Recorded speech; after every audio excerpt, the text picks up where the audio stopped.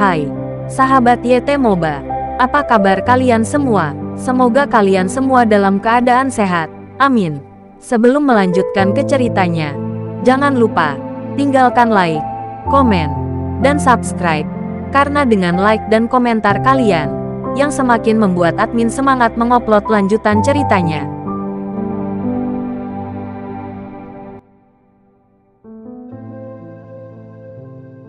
Episode 439, Kisah Ariel anak bos besar yang berpura-pura culun.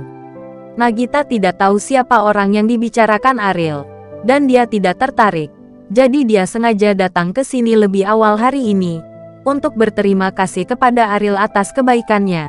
Jika bukan karena dia tidak akan bisa bertemu Imam. Tentu saja, ucapan terima kasih untuk sarapan saja tidak cukup. Nagita bertanya, apakah kamu tinggal di dekat sini? Jika kamu punya waktu di malam hari, mari kita makan bersama. Ariel menggelengkan kepalanya, membawa susu kedelai dan gorengannya. Berkata, makanan ini sudah cukup. Saya punya sesuatu untuk dilakukan, jadi saya pergi dulu. Setelah selesai berbicara, Ariel berbalik dan pergi. Nagita bahkan tidak punya waktu untuk mengucapkan terima kasih. Melihat punggung Ariel, Nagita sangat ingin tahu tentang orang seperti apa dia. Mengapa di bawah penampilannya yang sederhana, dia memberi orang perasaan yang sangat kuat, dan bahkan orang-orang seperti Imam harus memberinya hormat. Mungkinkah Nagita tiba-tiba memiliki ide yang menakjubkan di dalam hatinya? Seperti yang kita semua tahu, Imam hanyalah karyawan tingkat tinggi perusahaan LKK Technoscience, dan bos LKK Technoscience tidak pernah menunjukkan wajahnya. Mungkinkah dia adalah bos LKK Technoscience? Setelah pemikiran ini muncul, Nagita dengan cepat menggelengkan kepalanya lagi. Dia berkata pada dirinya sendiri, apa yang kamu pikirkan? Bagaimana bisa memiliki keberuntungan seperti itu? Dan bisa bertemu bos di belakang LKK Technoscience dengan santai? Jika dia benar-benar bos, bagaimana dia bisa datang untuk membeli stik adonan goreng susu kedelai?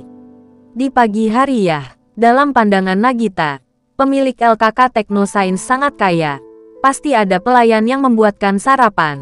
Mungkin ada seseorang dengan pakaian pelayan mengantarkan sarapan ke samping tempat tidurnya. Bagaimana dia bisa datang ke sini?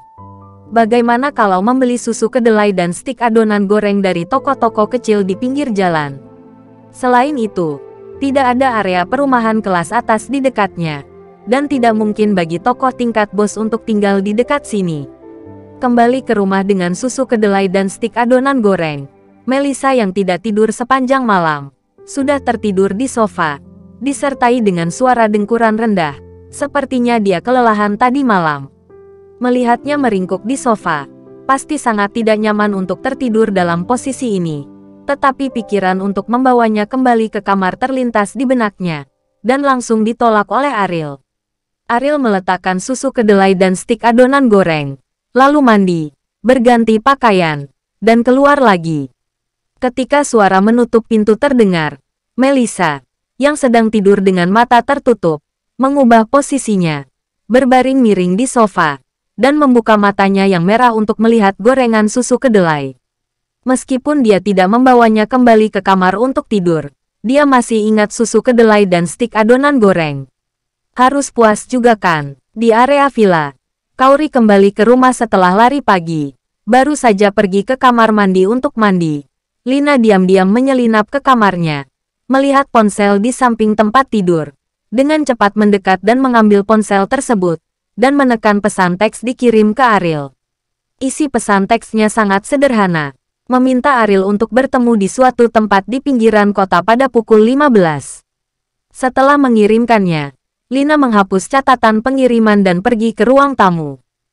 Setelah mandi, Kauri tidak tahu apa-apa. Jadi dia berganti pakaian dan pergi bekerja di perusahaan. Ketika Ariel melihat pesan teks tersebut, sebuah senyuman muncul di wajahnya. Tetapi kata, jangan balas, di akhir pesan teks membuatnya merasa sedikit aneh. Mungkinkah Kauri masih pemalu? Meskipun Kauri belum pernah menyebutkan kencan seperti ini sebelumnya. Keduanya dianggap sebagai pasangan tua, dan mereka masih sangat malu-malu. Sekarang masih pagi, kemana harus menghabiskan waktu? Ariel berkata pada dirinya sendiri. Awalnya berencana pergi ke desa hari ini. Tapi SMS ini tiba-tiba dikirim oleh Kaori membuatnya provokatif. Hati Ariel gelisah. Dan tidak sabar untuk bertemu Kaori. Yang menyebabkan Ariel kehilangan minat pada hal lainnya. Villa lereng gunung. Setelah Kaori pergi, Lina juga berganti pakaian dan bersiap untuk pergi keluar. Kemana kamu pergi sepagi ini? William bertanya pada Lina. Meskipun mereka berdua baru setengah baya, mereka telah menjalani kehidupan yang menyenangkan di usia tua mereka. Semua tekanan hidup diletakkan pada Kaori. Mereka hanya merencanakan bagaimana bertahan hidup, lalui saja setiap hari dengan membosankan. Tentu saja saya punya bisnis. Apakah kaku pikir saya, sepertimu, hanya tahu cara bermain kartu dan minum setiap hari? Kamu sama sekali tidak khawatir tentang urusan keluarga. Jika kamu membiarkan keluarga Wijaya yang mengurusnya, itu akan berakhir cepat atau lambat. Lina berkata. Dia bosan dengan William dan perasaan jijik semakin berat dan semakin berat. Berpikir bahwa William tidak memberikan kontribusi untuk keluarga ini, dan tidak memiliki apa-apa selain makanan dan minuman. William tidak pernah dikritik sekali atau dua kali. Jadi dia sama sekali tidak peduli apa yang Lina pikirkan tentang dia. Bagaimanapun, sekarang Kaori begitu optimis. Dia telah menjalani kehidupan tanpa mengkhawatirkan makanan dan pakaian. Dan di sana tidak ada yang perlu dikhawatirkan. Tapi Lina adalah pengecualian.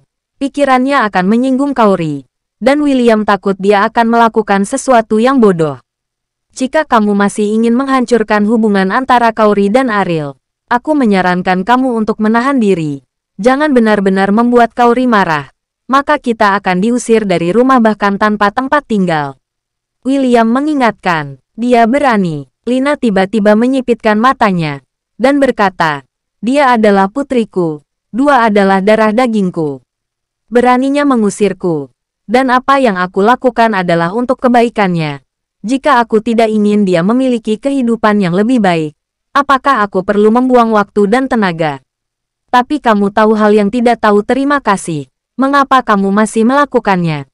William tidak mengerti ide Lina sangat banyak hubungan antara keduanya hancur lagi. Tetapi posisi Kaori telah tegas dan cukup jelas. Tetapi Lina tidak tahu bagaimana menyerah.